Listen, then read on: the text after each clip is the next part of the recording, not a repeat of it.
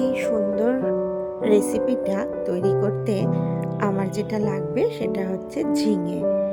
ঝিঙে দিয়ে অনেকেই অনেক কিছু তৈরি করে, তো আজকে যে রেসিপিটা তৈরি করব সেটা ভাত রুটি দুটোর সাথেই খুব ভালো যাবে। আমি নিয়েছি ঝিঙে, আলু ডুমো করে কেটে ঝিঙেটাও এইভাবে কেটে নিয়েছি।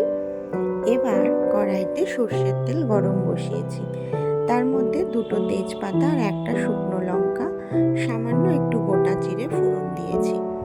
ফোড়নের ভাজা গন্ধ বেরিয়ে আসলেই দিয়ে দেব ডুমো ডুমো করে কেটে রাখা আলুগুলোকে খুব সুন্দর করে একদম লাল লাল করে ভেজে নিতে হবে, তাহলেই এই রেসিপিটার টেস্টটা বেশ ভালো মতন পাওয়া যাবে। আলু যখন ভাজা হয়ে গেছে তখন এর মধ্যে অ্যাড করব বেশ খানিকটা, মোটামুটি 1 কাপ একটু কম মুগ ডালটাকে ভালো করে ভেজে নিতে হবে। মুগ ডাল ভাজার গন্ধ খুব সুন্দর একটা ভোগের রান্নার মতন যখন বেরোবে, তখন তার মধ্যে অ্যাড করব আদা বাটা এবং 5-6টা চেরা কাঁচা লঙ্কা।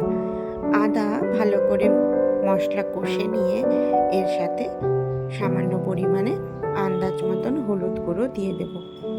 এবার আমি এর মধ্যে বেশ খানিকটা জল অ্যাড করছি। এই সবজিটার গ্রেভিটা যে যেরকম চায় সেই রকম জল অ্যাড করবে। এবার আমি দিয়ে দিলাম আন্দাজ মতন নুন, আর একটা ঢাকা দিয়ে এটাকে সেদ্ধ হতে দেব। আলু আর ডাল যখন অনেকটা সেদ্ধ হয়ে আসবে তখন দেখে নিতে হবে যে ঝোলটা কীরকম আছে, কারণ ঝিঙে থেকেও কিন্তু প্রচুর জল বেরোয়। তাই আমি আগেই এটাকে সেদ্ধ করে নিয়ে এবার এর মধ্যে ঝিঙেগুলোকে অ্যাড করব। ঝিঙে দেওয়ার পরেও আবার অনেকটা সময় ঢাকা দিয়ে রাখতে হবে।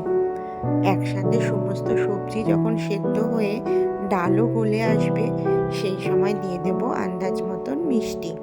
এই রান্নাটায় কিন্তু মিষ্টি দিতেই হবে। আর ওপর থেকে নারকেল কোড়া ছড়িয়ে গরম মশলা গুঁড়ো এবং বেশ খানিকটা ঘি অ্যাড করলেই গরম গরম ভাতে এই ডাল দিয়ে ঝিঙে তোমরা রান্না করে নিতে পারো। কেমন লাগলো রেসিপিটা অবশ্যই একটা কমেন্ট করে জানিও, আর রান্না করে খেয়ে দেখে বলো কীরকম হলো। গরম ভাতে নিরামিষ দিনে দুর্দান্ত এই রান্নাটা একবার খেয়ে দেখবে।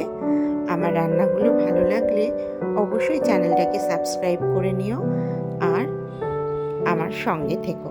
অনেক অনেক ধন্যবাদ তোমাদের।